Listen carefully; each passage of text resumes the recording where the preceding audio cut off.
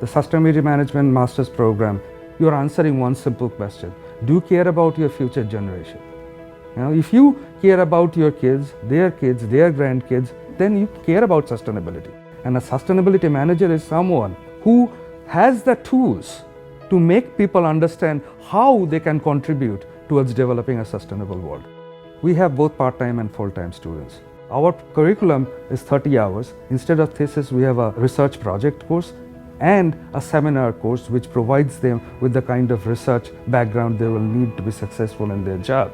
But at the same time, sustainability is not always everything about environment. It also relates to the business. They will take a sustainable business strategies course. They will take a project management course. Most of these courses are going to be taught by industry people, the people who are doing sustainability on a daily basis as a part of their job. Any organization that has a large number of employees and has a physical infrastructure, they will have to have a sustainability office. If you have the passion to develop and maintain a sustainable world, come to us and we will help you shape your passion into a career which will create an impact.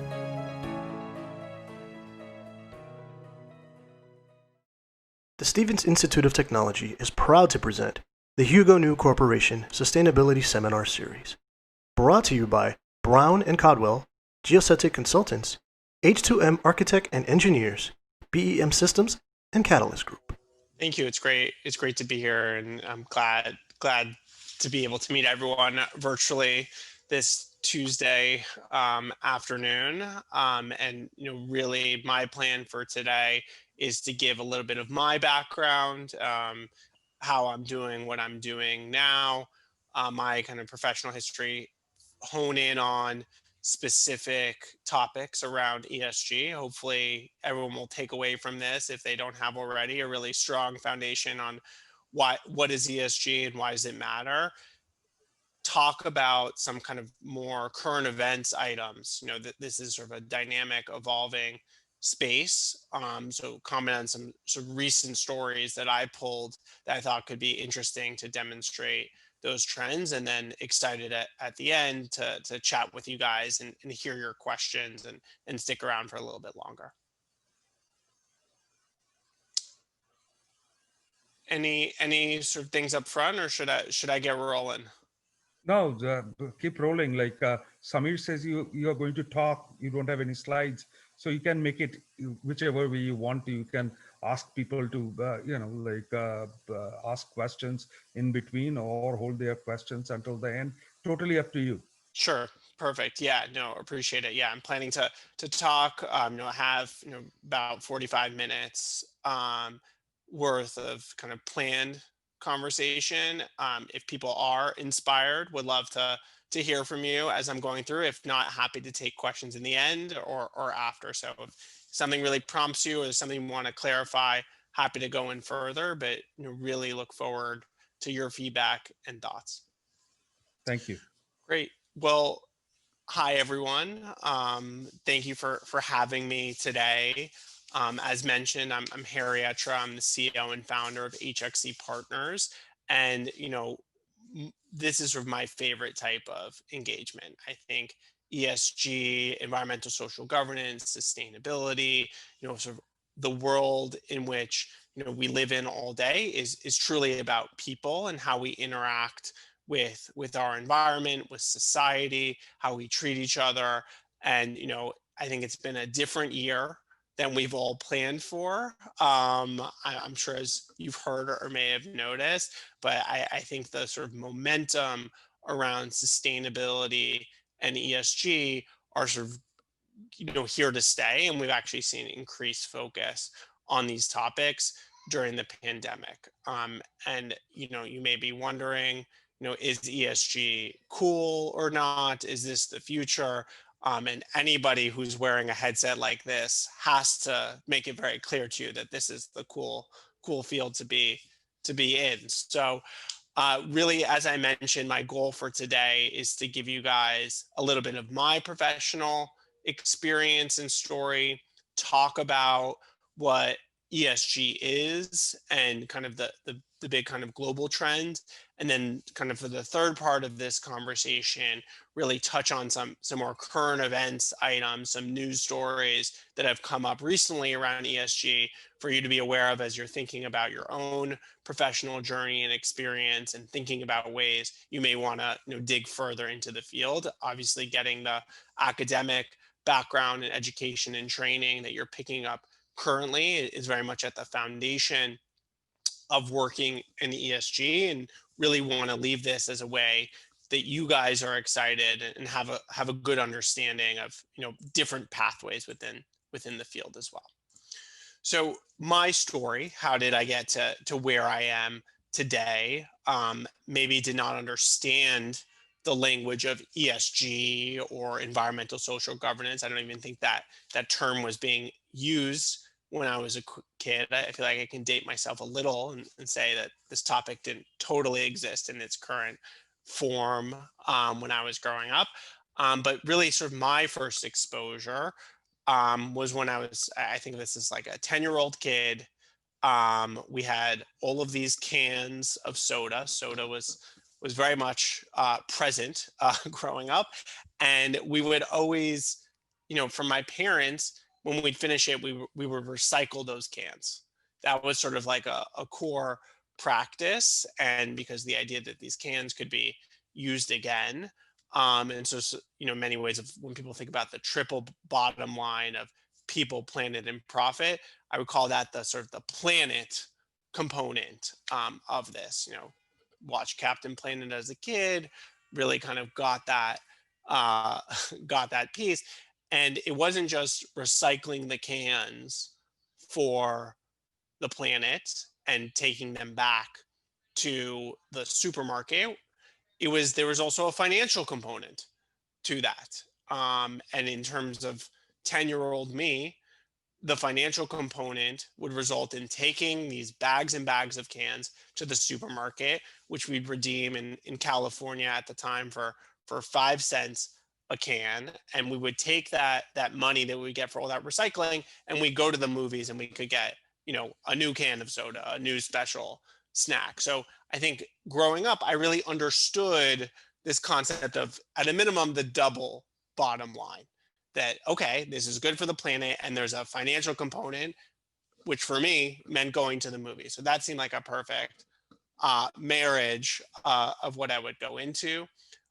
Really always felt sustainability, energy efficiency, have viewed it through the lens of, it's not just the right thing to do, but there's a financial reason to do it as well. I mean, sort of the simplest case that made sense to me, sort of thinking about my journey going into college, my on-campus job was changing incandescent light bulbs from, you know, sort of old technology to, at the time, what was the most advanced lighting, compact fluorescent light bulbs. You may think of it as sort of the twirly light bulbs that you all know, because they were more efficient, and sort of the payback was relatively good. There were still incentives available, and the university had a push to replace student lighting there, and with the idea that they would save on the efficiency.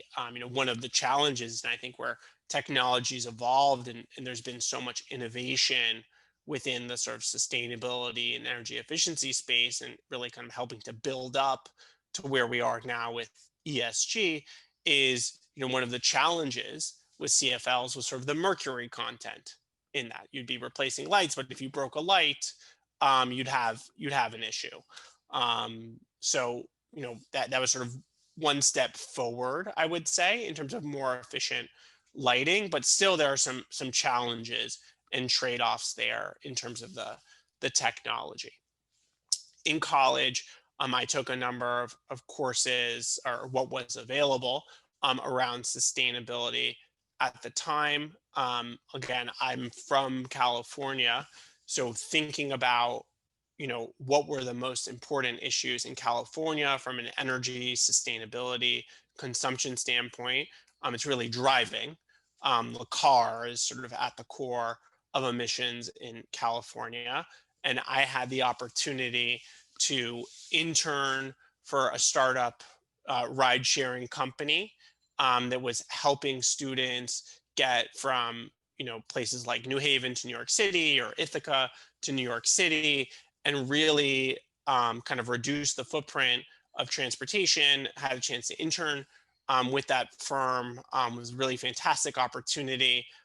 Inspired my thesis in college to write about carpooling during the 1984 Olympics, which was, what we used to talk about in LA, or sort of historically, one of the few times there was limited traffic in California, because people implemented practices around recycling.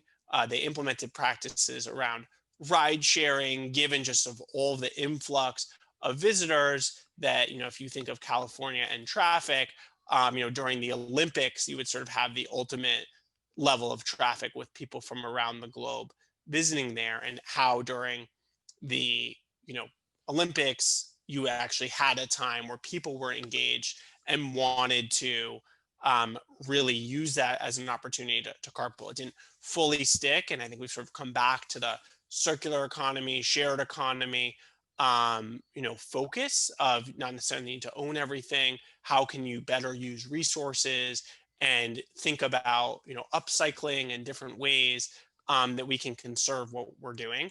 That was a great opportunity. That company transformed into Lyft. So it's now one of the largest rideshare providers, which you may all be familiar with.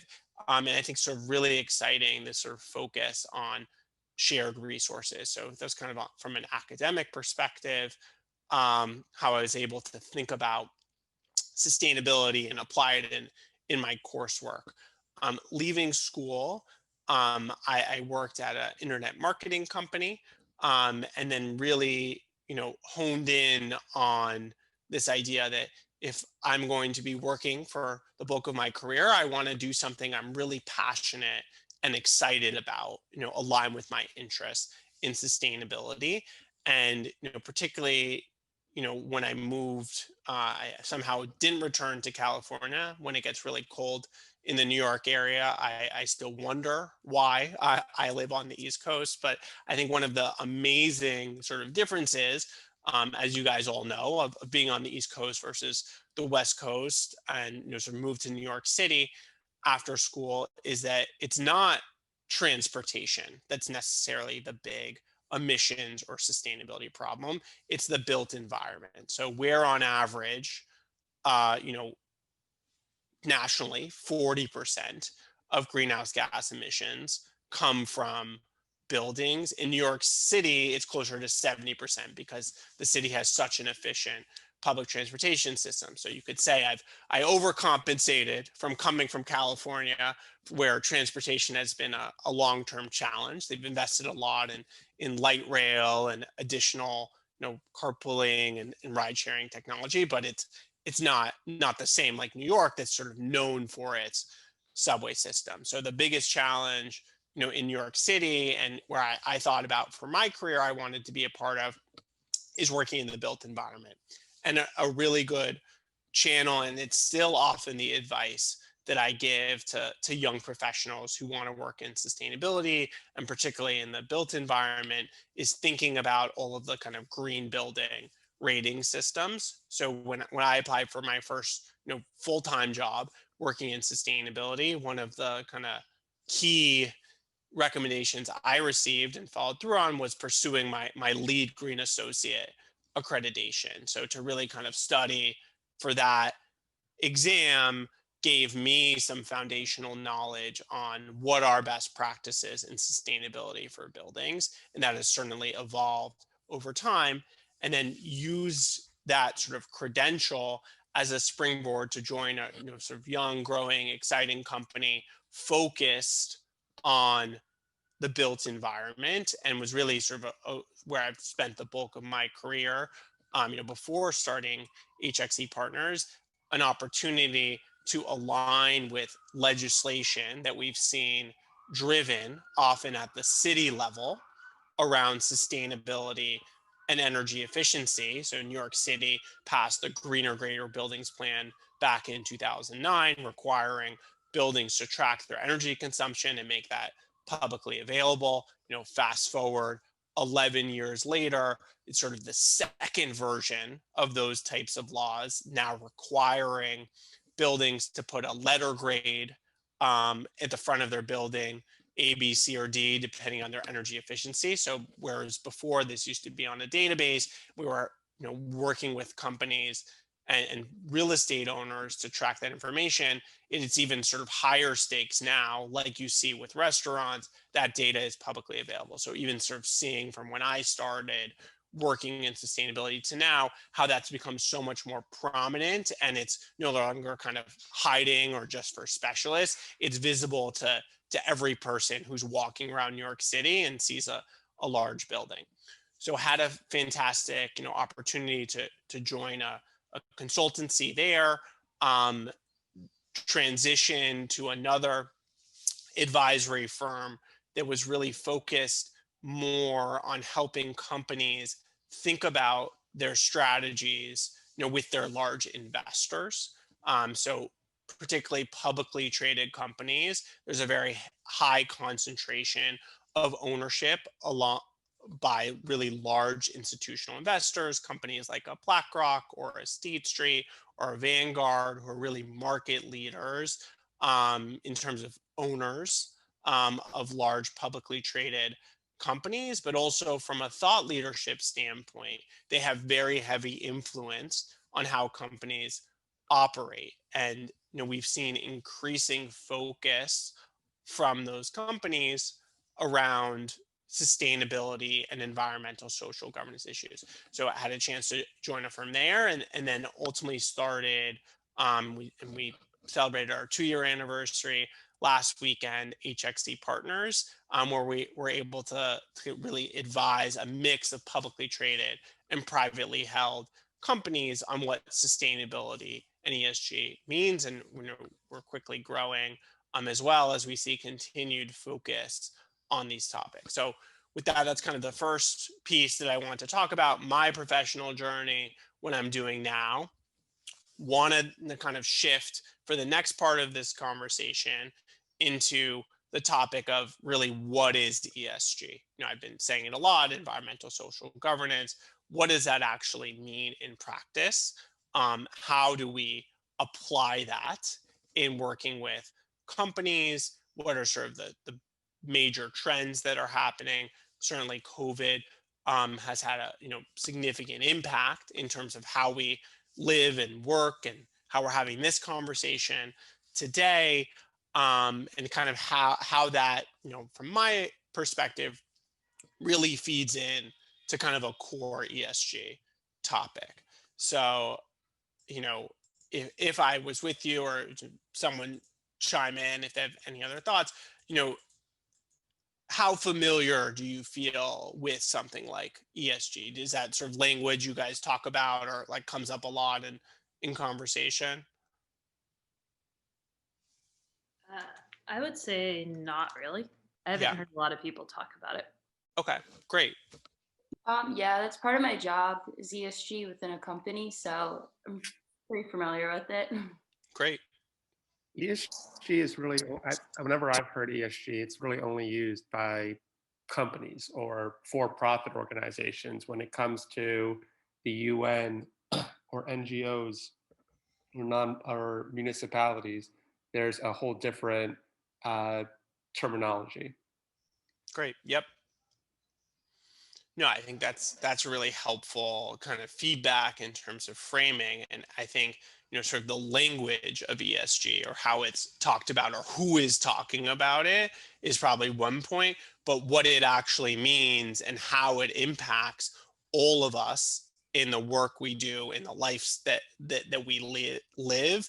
I think we're not always using the ESG language, which is fine, but I think the topics are so pivotal to everything that we do. I'm obviously very excited and passionate about it, but I think that's sort of a good sampling of perspectives, from the group of, it doesn't really come up. It comes up because I'm working in the field, or there's sort of alternative terms or language that can be used. So I'm going to share with you guys my definition and how I think about ESG as a practitioner, often working with companies or investors on the topic, and how this can play in again under other circumstances or other terms in the work that you're doing or looking to do. Interested in that overlay as well. So I think of ESG, environmental social governance topics, and I'll give some specific examples of each of those categories as really being this holistic way to think about risk management and oversight of how companies and organizations and institutions operate. And within that ESG framework, there are opportunities for companies, organizations to differentiate themselves, demonstrate leadership across the work that they're doing. But at its core, I think about it as a way to manage risk and ensure that you are sort of have the right infrastructure and processes and metrics to manage any type of challenge that comes your way. So some kind of really core elements of that, kind of breaking down the E, the S, and the G, which work sort of neatly together. That on the environmental side, I think climate change, climate risk, metrics like energy efficiency, water efficiency, waste, kind of the idea of the circular economy and better conserving resources are kind of very much core E or environmental issues. And I think when I was sort of telling my professional story earlier, was really kind of getting at probably a lot of the E. That's where I came in to the kind of ESG framework, from a sort of traditional sustainability or energy efficiency background, and particularly making buildings green. I think is at its core environmental topic, but also impacts, when I sort of get into those definitions of the S and the G, all of those together. So it's kind of a broader look than just a sort of environmental or sustainability lens, which is probably where I entered this world. On the social front, key topics that people talk about, in the corporate or investor world would be, certainly diversity and inclusion, both at the sort of leadership level for companies, but also within sort of new hires, retention of employees, promotions. There's been, a tremendous focus on, additional, again, transparency, but also performance improvement as it relates to social metrics, and I think that comes from a company perspective, from their investors, from their employees, from their customers, that they want to understand sort of who are leading these organizations, and do they kind of have a representative makeup of the communities in which they work and operate. So I think that's a very much a core social issue. Other elements are sort of health and safety, depending on the types of industries or sectors in which a company works. There's different for manufacturing versus real estate versus a financial services firm versus technology firm. But are you, through your own operations for your employees or for your contractors, aware of health and safety metrics? Are you managing those appropriately? And certainly, if you're more of a products based company, for your customers and your users, is there a positive or negative impact on society from your products? Do you have the right sort of structures in place to track any challenges you may have around health and safety? Those are sort of really important social metrics. And then kind of other elements are community relations. If you are sort of a global company, you work in a lot of different environments, what programs do you have in place to engage with your local community? Are you supporting charitable organizations that are strategic and tied to your business, where you can add a lot of value? Are you considered a responsible employer or a good neighbor, if you're a factory or sort of manufacturer, and you may have, you know, products and systems in place that, you know, impact the community. You could be a great source of jobs, but could also be a destructive element in the community. How are you viewed and perceived, and how do you know, use your positioning as a company operating in community to really be viewed as a partner, with those communities, and sort of an asset and kind of a well-liked, you know, part of that community versus an outsider or sort of a challenge to the fabric of that community. And I think more and more on the social side, companies and investors aren't just thinking about, you know, what company A does. They want to know what company A does, who they're sourcing their supplies from, how company A works with company B, who works with company C, that kind of full end-to-end supply chain, and looking for increasing levels of data and transparency, not just on what you do with what you directly control, but how are you vetting vendors, how are you sourcing materials, how do you think about that kind of full supply chain. So that's really kind of the S side.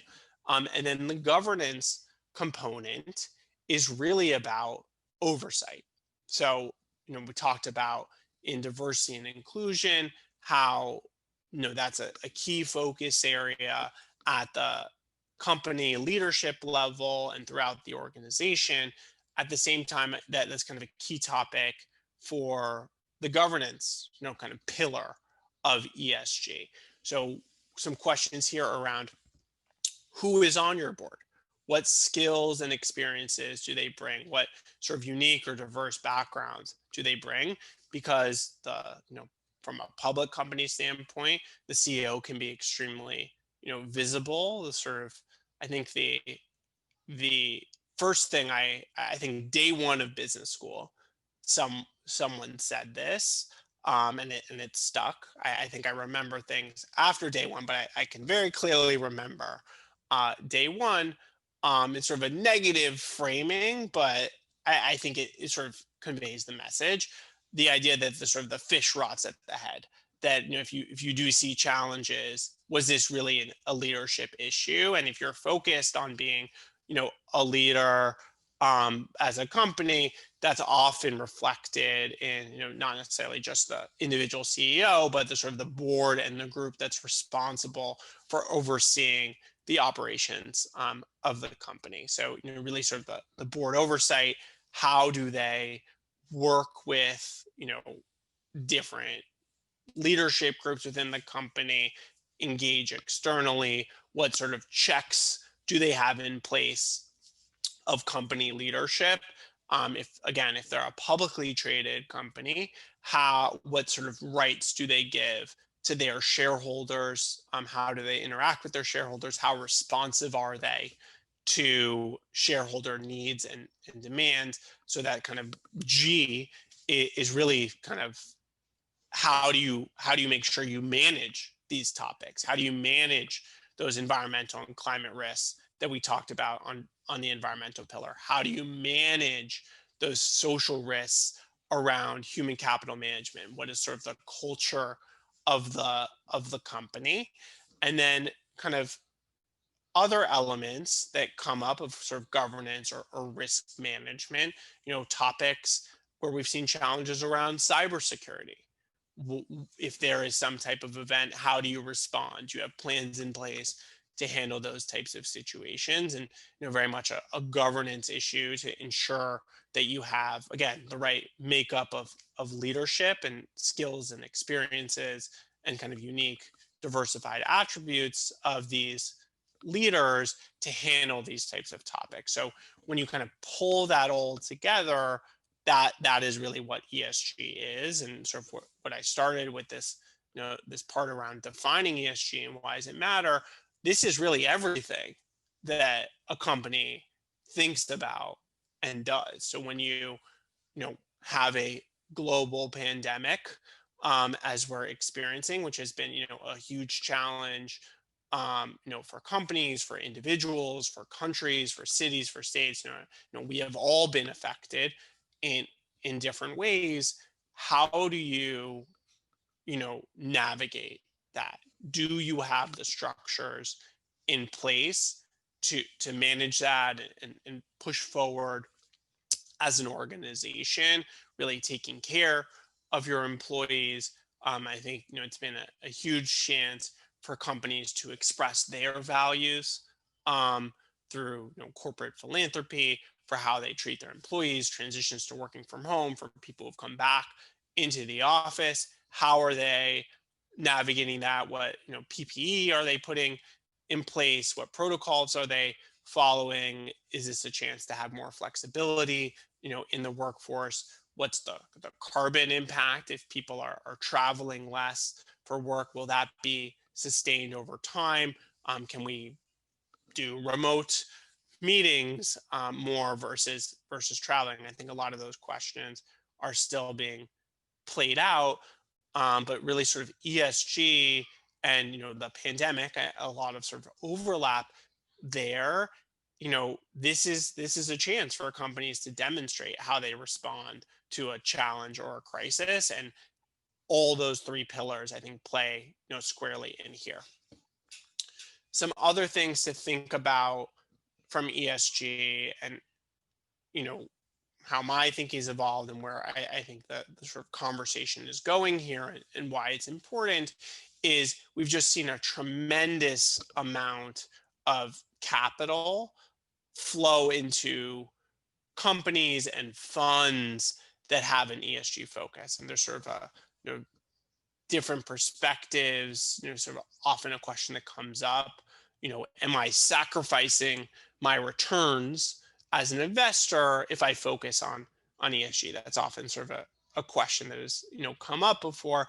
And, increasingly the data, or the sort of overwhelming data, shows no, this is not sort of a trade-off, that it's an opportunity through your investment approach to integrate additional factors, really, again, those ESG pillars, to understand how a company operates. And if you can really hone in on the most important or relevant issues for a company, and a company is able to sort of manage and these topics well and communicate it, you could actually see some better returns for companies that have really navigated ESG, or really thought about ESG as part of their core strategy and what they do. So there's increasing evidence, some really good studies that have come up, and data, and we're seeing already during the pandemic increased flows into ESG focused funds, that this is not a fad, this is not going away, that ESG is really sort of a lens in which companies can be evaluated. They should be really thinking about excuse me, their own strategies, and is kind of core of the direction that we're going moving forward. So, very much long on ESG, and thinking that, even if the language is not used, or not everyone's sort of thinking about it in that way, we're all impacted by the environment, our utility costs, water efficiency, clean air, clean water.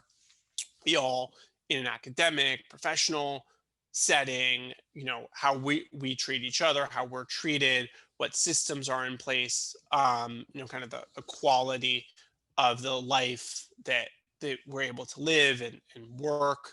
Kind of, we all live in different communities, but heavy influence from companies or governments, and in terms of how they operate, can have a meaningful impact. And again, even if people aren't saying ESG, we're all part of some form of governance structure, whether that's participating in some type of process to elect leadership within an organization, that governance really does play in, and who's responsible for what, and where the oversight sits, can really have a huge impact there. um, Going a little bit further, want to do a bit of a deep dive in terms of how ESG plays out within a given sector, within real estate, the built environment, where I spent a lot of time working. Companies both on the public side and the private side, are increasingly focusing resources on their ESG strategy and programs. And I think, that comes out of, again, this push from investors, from, if they're a real estate company, from their tenants, from their employees, from community members, to really understand what type of impact that they're having, and to be thoughtful again about their high level strategy, but also how they implement that within an organization. So, one specific reporting program where we've seen a ton of momentum, and again, even during the pandemic, we've seen huge increases in responses, is this program, the Global Real Estate Sustainability Benchmark, which was a program really driven by investors, originally started out of Amsterdam, now very much a global program for the real estate sector, where companies voluntarily submit their data around different environmental, social, and governance factors, with a heavy weighting towards the environmental performance. Do you have access to your data around energy, water, waste, and greenhouse gas emissions? Are you tracking that? How is that trending year over year? Are you investing to make your buildings more sustainable and energy efficient? That sort of S pillar of how do you treat your employees? What's sort of the diversity and inclusion strategy and metrics that you've been able to demonstrate at your organization? And on the governance side, who is responsible for these topics? Is the board of directors? Is the CEO?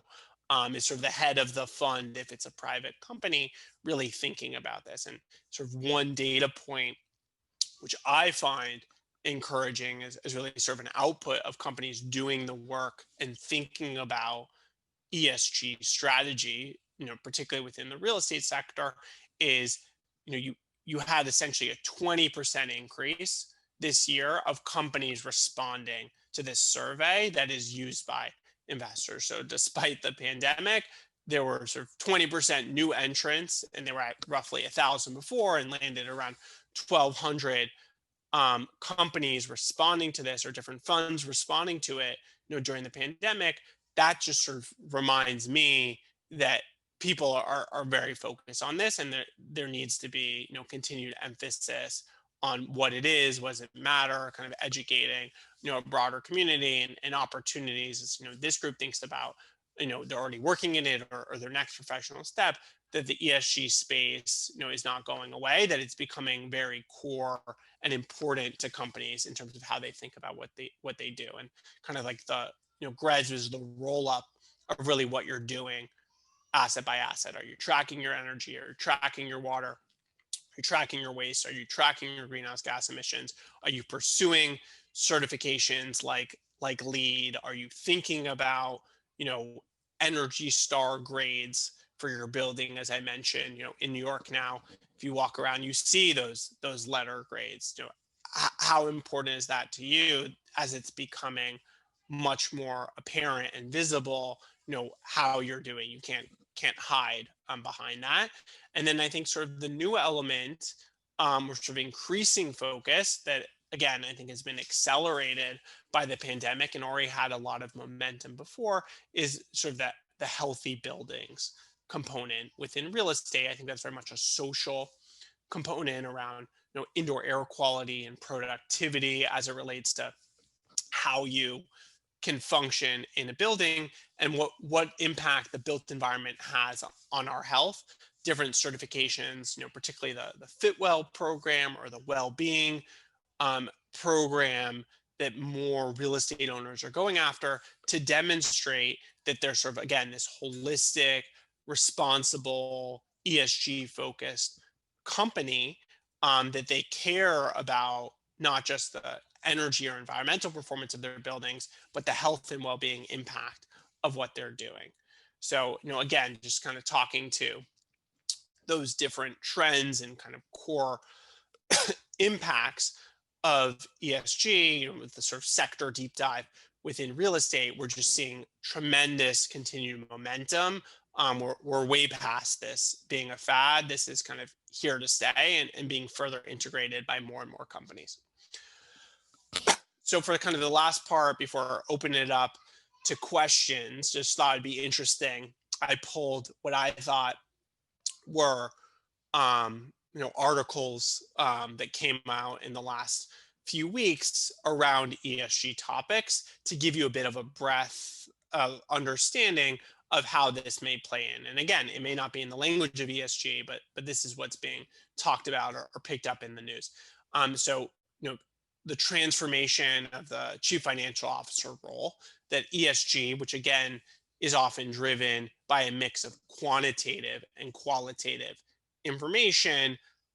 Data is king. You've sort of heard that. A lot of data companies collecting your information, but how can you use data as a powerful tool to manage risks and opportunities for a company? And that the CFO, who traditionally handles the financials of a company, that these ESG topics are financial topics. They can't be separated anymore, and that to be really sort of a current fluent CEO or CFO even, you need to have a deep understanding of ESG and how that impacts your job. Or another headline, and again, this is me trying to fulfill my lifelong dream of being on Weekend Update. Clearly a poor substitute for the professionals at SNL, but sort of what's happening in the news around ESG, I get very excited when I see more and more stories around it. Large global investors looking to really standardize more and more all of these different frameworks and reporting tools. How can you consolidate it so it becomes much more comparable across companies? So again, you can know if company A, who's a real estate company, and company B, who's also a real estate company, how can you compare their performance so companies aren't cherry picking necessarily what they're reporting on. Taking a global perspective, I'm excited about this article to see ESG funds forecasts to outnumber conventional funds by 2025. That's not that far away. We've gone from historical socially responsible investment funds, negative screening of sort of non-investing in certain industries, to this kind of full ESG integration, that there's not going to be a different type of investing, traditional investing and ESG investing. Sustainability, ESG funds will really kind of be at that core, which I think is really, fantastic. There was an announcement this week out of the UK that by 2025, companies are going to have to report with a specific framework in mind, which I think is really exciting.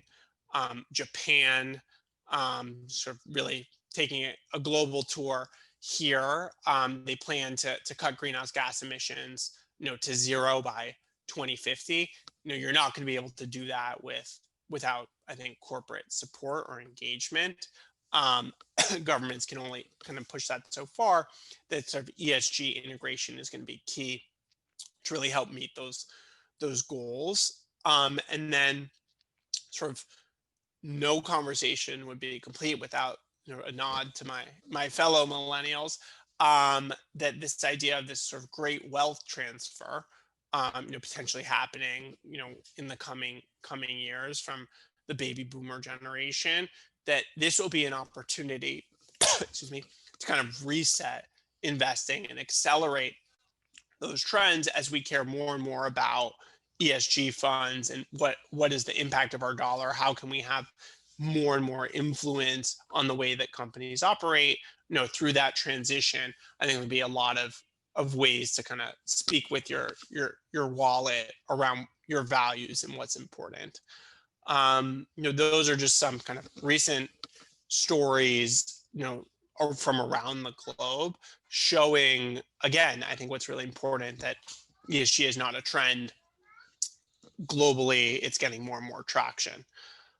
So I've covered, again, three hopefully core elements of this conversation: my professional background, how I got to where I am today, what is ESG and why it matters, and then kind of ended here with a few kind of stories around what's happening around the globe for ESG. And if I could leave everyone, with kind of one thought, would be to really think about, again, if it's not the ESG language, it's how you're operating, within your community, where you kind of give back. What companies you work for, are thinking about working for, do those values reflect yours? And if you, join a company, how can you align with their mission and really help push them in a direction that is forward thinking and align with ESG, because it's not just a sort of opportunity or kind of one way to push forward, but it's a risk if you're not there, that there's sort of more and more pressure for companies that sort of make us all better off as society to follow those practices. So really do appreciate your time, attention, and excited to answer questions and stick around and talk more informally with this group. So thank you again for having me. Really excited to be here. I hope I can meet you all in person sometime soon. And thank you again.